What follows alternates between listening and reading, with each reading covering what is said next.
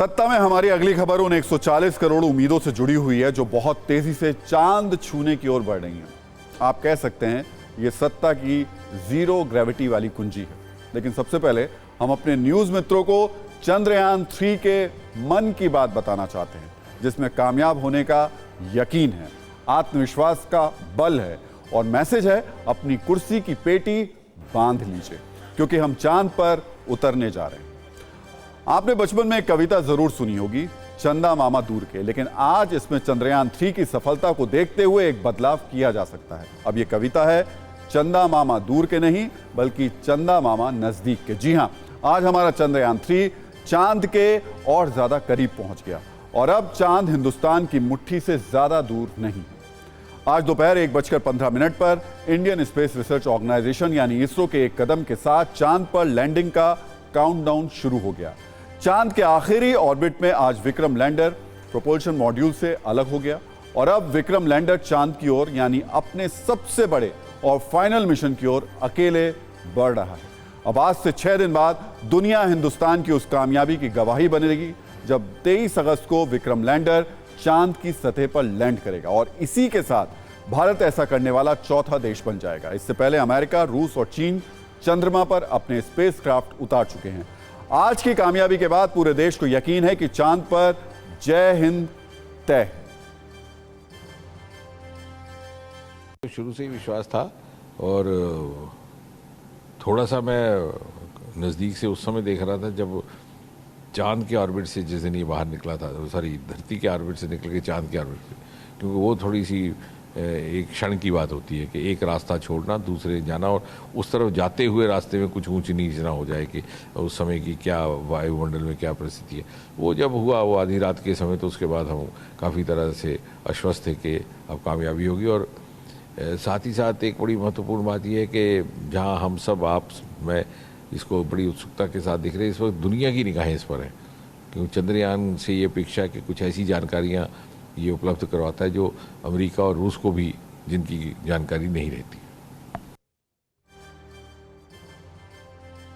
तो आज हम चंद्रयान 3 की ये खबर आपको सबसे सरल और आसान भाषा में समझाने वाले हैं और आपको इस खबर को समझना भी चाहिए और बहुत गौर से देखना भी चाहिए। क्यों? क्योंकि वक्त कम बचा है और आज जो सफलता मिली है इस चंद्रयान 3 को, उससे उम्मीद जाहिर की जा रही है कि जो तारीख जब ये लैंड करेगा चंद्रयान 3 चंद्रमा पर, तब खुशी होगी हर तरफ, उत्सव होगा हर तरफ, क्योंकि सफलता साफ दिखाई दे रही है।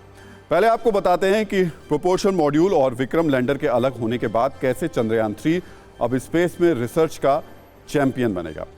प्रोपल्शन मॉड्यूल चांद की कक्षा में 3 से 6 महीने रहकर धरती से आने वाले रेडिएशंस का अध्ययन करेगा, लेकिन चंद्रयान 3 की कामयाबी का सबसे अहम किरदार यानी लैंडर विक्रम, जो 23 अगस्त को शाम 5:47 पर चांद की सतह पर सॉफ्ट लैंडिंग करेगा और नया इतिहास बनाएगा। इसके बाद इस मिशन को अपने आखिरी मुकाम तक पहुंचाने का काम करेगा रोवर, जिनका नाम है प्रज्ञान। चांद की सतह पर लैंडिंग के बाद 6 पहियों वाला रोवर प्रज्ञान लैंडर विक्रम से बाहर निकलेगा। रोवर के पहियों को इसी तरीके से डिजाइन किया गया है कि ये चांद की सतह पर चलते वक्त अपने पहियों से भारत के राष्ट्रीय चिन्ह और इसरो के निशान छोड़ेगा। फिर ये रोवर 14 दिन तक चांद से जुड़ी सभी जरूरी जानकारियां जुटाएगा और इसे इसरो तक पहुंचाने का काम करेगा। खास बात यह है कि पिछली बार विक्रम लैंडर के साथ जो कुछ हुआ था वो इस बार नहीं होगा, क्योंकि इस बार हमारे देश के वैज्ञानिकों ने बहुत ज़्यादा हार्डवर्क किया है। जो पुरानी कमियां रह गई थी उनको बेहतर तरीके से दुरुस्त किया गया है और लैंडर की जो लैंडिंग तकनीक है उसमें भी कई तरीके के बदलाव किए गए हैं, ताकि जो स्थिति पहले बनी थी वो स्थिति इस बार ना हो पाए। तो 23 तारीख है और उम्मीद जाहिर की जा रही है कि उस दिन ये जो लैंडर है वो बहुत सेफ तरीके से वहाँ पर लैंड करेगा। इस बार बहुत स्मार्ट वर्क देखने को मिला है और लैंडर की जो तकनीक मैं कह रहा था आपसे, उसमें भी कई तरीके के बदलाव किए गए। बहुत से न्यूज़ मित्रों के मन में आज ये भी एक सवाल होगा कि आखिर लैंडर का नाम विक्रम और रोवर का नाम प्रज्ञान क्यों रखा गया, आखिर इसका मतलब क्या है? जो इस सवाल पर भी हमने आज इस पर न्यूज़ मित्रों के लिए सत्ता की एक डिक्शनरी तैयार की है। लैंडर का नाम विक्रम उसकी काबिलियत और काम के आधार पर रखा गया है। विक्रम का मतलब होता है वीरता और शक्ति, और यही बलशाली विक्रम इस मिशन का सबसे खास हिस्सा है। इसकी वजह 1726 किलो है और यही रोवर प्रज्ञान को चांद पर उतरने में मदद करेगा। इसी तरह रोवर का नाम भी प्रज्ञान बहुत सोच समझ कर रखा गया है। प्रज्ञान का मतलब होता है कि विवेक, बुद्धि या फिर प्राप्त किया गया ज्ञान। रोवर भी चांद की सतह पर कुछ यही काम करने वाला है। रोवर 14 दिनों तक चांद पर रिसर्च करेगा और उसकी जरूरी जानकारी को जुटाने का काम करेगा। वैसे अभी काम खत्म नहीं हुआ है और अब वो पल आ चुका है जहां पूरे हिंदुस्तान को इस कामयाबी के लिए प्रार्थना करने की भी जरूरत है, क्योंकि चंद्रयान 3 का मिशन मून अब अपने सबसे अहम पड़ाव पर है। मिशन चंद्रयान का असली इम्तिहान है सॉफ्ट लैंडिंग का। पहले चुनौती है प्रोपल्शन से अलग होने के बाद विक्रम लैंडर की रफ्तार को कम करना। दूसरी चुनौती है 30 किलोमीटर की कक्षा में जाने के लिए लैंडर अपना रास्ता बनाए। इसके बाद तीसरा चैलेंज होगा लैंडिंग के लिए सुरक्षित और जोखिम मुक्त जगह की तलाश करना। इसके लिए लैंडिंग से पहले साइट की इमेजिंग जो है एक इमेज भी हम कह सकते हैं, वो भी तैयार की जाएगी। फिर 30 किलोमीटर की दूरी पर आने के बाद सॉफ्ट लैंडिंग के लिए विक्रम लैंडर की स्पीड को और कम किया जाएगा और आखिर में धीरे धीरे लैंडर को चांद की सतह पर उतार दिया जाएगा। आपको बता दें कि पृथ्वी की चंद्रमा से दूरी 3,84,000 किलोमीटर है। भारत का चंद्रयान 3,83,000 किलोमीटर की यात्रा पूरी कर चुका है और उस मिशन की नाकामी की वजह चांद की सतह पर 500 मीटर की ऊंचाई से लैंडर की हार्ड लैंडिंग बताई गई थी, जो पिछली बार की हम आपको बता रहे हैं। लेकिन इस बार हमारे देश के वैज्ञानिकों ने सबसे सबक लिया और सफल होने का जो मंत्र है उसको निकाला है। चंद्रयान 3 के लिए अब अगले 6 दिनों में कौन से चैलेंज आने वाले हैं उसे भी एक डेमो के जरिए समझते हैं।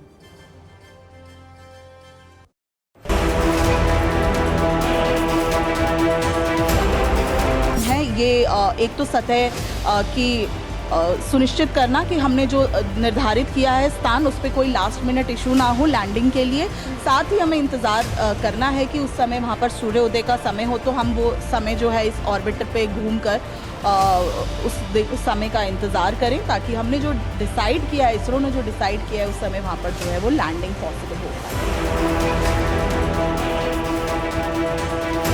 ये तीनों ही कंपोनेंट एक दूसरे के साथ बहुत ही ज़्यादा इंटरकनेक्टेड हैं, क्योंकि जो इन्फॉर्मेशन प्रज्ञान कलेक्ट करेगा वो लैंडर तक पहुंचाएगा, लैंडर जो है वो प्रपल्शन तक पहुंचाएगा, प्रपल्शन क्योंकि हमारा ऑर्बिटर ऑलरेडी बाहर से चंद्रमा को मैप कर रहा है, वो वहां तक पहुंचा के और सिग्नल फिर इसरो तक पहुंचाया जाएगा। तो ये सारे अपने आप में बहुत ही इंपॉर्टेंट रोल प्ले कर रहे हैं और इन्फॉर्मेशन जो है वो इसरो से हमारे तक पहुँचाएंगे सब तक।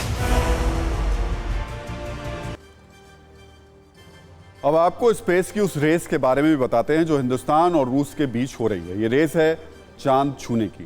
दरअसल एक और भारत का चंद्रयान 3 चांद पर लैंडिंग की ओर बढ़ चुका है, तो रूस का लूना 25 भी लैंडिंग के लिए अपने कदम आगे बढ़ा रहा है। इसलिए आज भारत का किफ़ायती चंद्रयान और लूना 25 से रूस के महंगे शॉर्टकट के बारे में भी आपको बता देते हैं।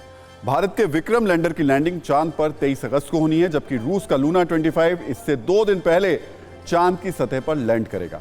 खास बात यह है कि भारत और रूस दोनों के स्पेसक्राफ्ट की लैंडिंग चांद के साउथ पोल पर होगी।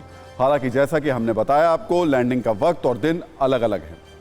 भारत के लैंडर से निकला रोवर 14 दिन तक चांद पर रिसर्च करेगा और जानकारी जमा करेगा, लेकिन रूस की रिसर्च 1 साल तक जारी रहेगी।